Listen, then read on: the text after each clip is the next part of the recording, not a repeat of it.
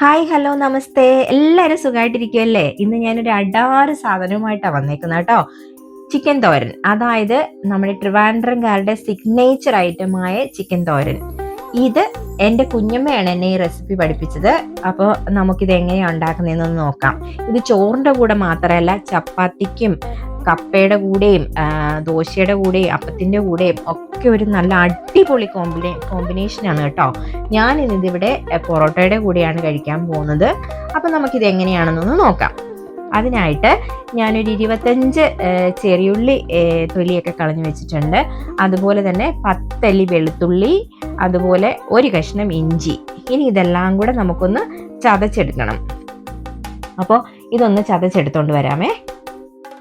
അപ്പം ആദ്യമായിട്ടാണ് നിങ്ങൾ ഞങ്ങളുടെ ചാനൽ കാണുന്നതെങ്കിൽ ഞങ്ങളുടെ വീഡിയോ ഒന്ന് ലൈക്ക് ചെയ്യുകയോ ഷെയർ ചെയ്യുകയോ ഒന്ന് സബ്സ്ക്രൈബ് ചെയ്യുകയോ ഒക്കെ ചെയ്തേക്കണം കേട്ടോ.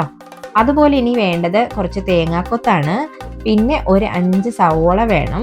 5 സവോളയിൽ 3 എണ്ണം ഞാൻ ആദ്യമേ തന്നെ അരിഞ്ഞ് എടുക്കുന്നുണ്ട്, 2 എണ്ണം മാറ്റി വെച്ചു. അപ്പോൾ സവോള ചെറുതായിട്ട് അരിഞ്ഞെടുത്തിട്ടുണ്ട്. ഇനി വേണ്ട തേങ്ങാപ്പീരയാണ്.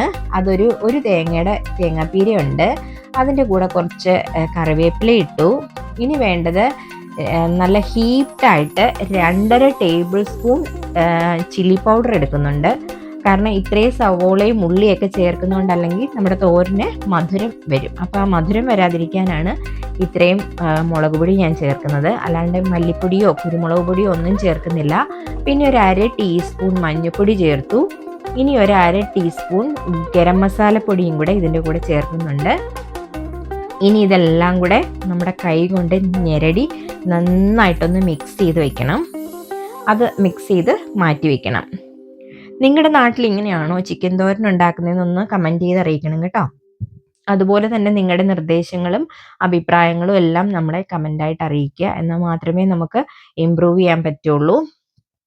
അപ്പോൾ ഈ മിക്സ് നമ്മൾ റെഡിയാക്കി മാറ്റി വെക്കുന്നു. ഇനി ഒരു അടുപ്പത്തേക്ക് ഒരു കടായി വെച്ച് കൊടുത്തിട്ട് അതിനകത്തിൽ നമുക്ക് വെളിച്ചെണ്ണയോ നെയ്യോ എന്ത് വേണേലും എടുക്കാം. ഒരു 2.5 ടേബിൾ സ്പൂൺ നെയ്യാണ് ഞാനിപ്പോൾ ഇവിടെ ഉപയോഗിച്ചേക്കുന്നത്. നിങ്ങൾക്ക് വേണമെങ്കിൽ വെളിച്ചെണ്ണ ഉപയോഗിക്കാം കേട്ടോ.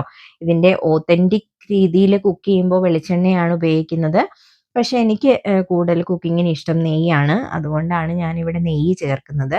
ഇനി നെയ്യ് ഒന്ന് നന്നായിട്ട് ഉരുകി വന്ന് അതൊന്ന് ചൂടായി വരുമ്പോഴത്തേനും നമുക്കതിനകത്തിലേക്ക് നമ്മൾ നേരത്തെ എടുത്തു വെച്ച തേങ്ങാക്കൊത്തില്ലേ, ആ തേങ്ങാക്കൊത്തിട്ടൊന്ന് ചെറുതായിട്ടൊന്ന് മൂപ്പിച്ചെടുക്കാം. അത് ചെറുതായിട്ടൊന്ന് ചുമന്ന് വരണം.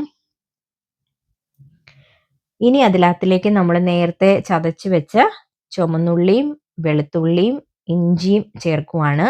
ഇനി ഇതൊന്ന് ഇതിനകത്തിലേക്കിട്ട് നന്നായിട്ടൊന്ന് വഴറ്റിയെടുക്കണം. അതൊന്ന് ചെറുതായിട്ട് വഴന്നാൽ മതി. ഒരു ചെറിയൊരു ചുമന്ന കളറായി കിട്ടിയാൽ മതി. ഇനിയിപ്പോൾ ഇതിനകത്തിലേക്ക് നമ്മൾ നേരത്തെ അരിഞ്ഞു വെച്ചിരുന്ന സവോളയും കുറച്ച് കറിവേപ്പിലയും കൂടെ ചേർക്കുവാണ്.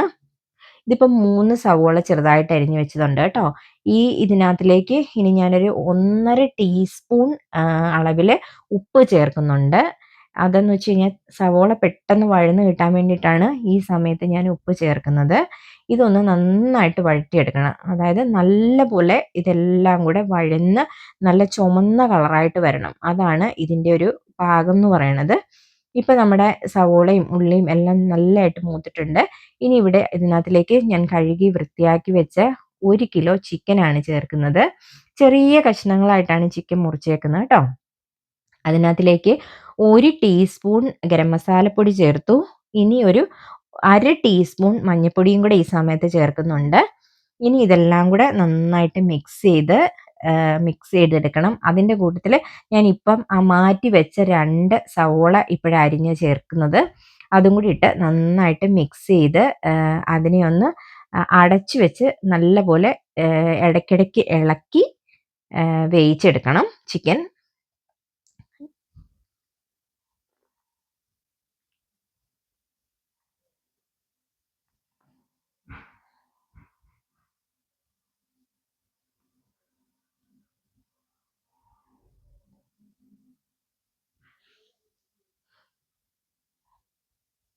ഞാനിപ്പോൾ ഒന്ന് അടച്ചു വെക്കുവാണ്. മിക്സിംഗ് ഒക്കെ ഏതാണ്ട് റെഡി ആയിട്ടുണ്ട്.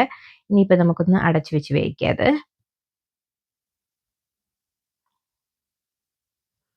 ഇടയ്ക്കിടയ്ക്ക് മൂടി മാറ്റി അതൊന്ന് ഇളക്കി കൊടുത്ത് ഇളക്കി വീണ്ടും അടച്ചു വെച്ച് വേവിക്കണം കേട്ടോ, അല്ലെ അത് അടിക്ക് പിടിക്കും.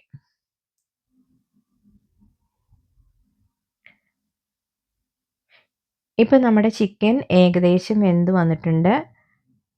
ഇതാണ് പാകം. ഈ സമയത്ത് നമ്മൾ നേരത്തെ തയ്യാറാക്കി വെച്ച തേങ്ങാപ്പീര ഇടുവാണേ.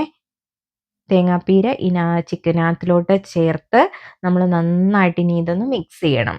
തേങ്ങായും ആ മുളകിൻ്റെ ഫ്ലേവറും കറിവേപ്പിലയും എല്ലാം കൂടെ ചിക്കനകത്ത് പിടിക്കാനായിട്ട് ഇതെല്ലാം കൂടെ നന്നായിട്ടൊന്ന് ഇളക്കി മിക്സ് ചെയ്ത് നമ്മൾ വീണ്ടും ഇതിനൊന്ന് അടച്ചു വെക്കുവാണ്. അടച്ചു വെച്ച് ഒരു 5-6 മിനിറ്റ് നന്നായിട്ട് കുക്ക് ചെയ്തെടുക്കുക. ഇനി ഒരു 5 മിനിറ്റ് കഴിഞ്ഞിട്ട് നമുക്ക് മൂടി തുറന്ന് ഒന്നുകൂടെ ഒന്ന് ഇളക്കി കൊടുക്കണം. ഇപ്പം നമ്മുടെ ചിക്കൻ തോരൻ ഇവിടെ റെഡി ആയിട്ടുണ്ട്. നല്ല അടിപൊളി മണമാണ് വരുന്നത് കേട്ടോ. ആ തേങ്ങയുടെയും ചെറിയ ഉള്ളിയുടെയും എല്ലാം കൂടെ ഒരു നല്ല മണമാണ്, നല്ല കൊതിപ്പിക്കുന്ന മണം. ഇപ്പം തന്നെ എൻ്റെ വായിൽ വെള്ളം വരാൻ തുടങ്ങിയിട്ടുണ്ട്.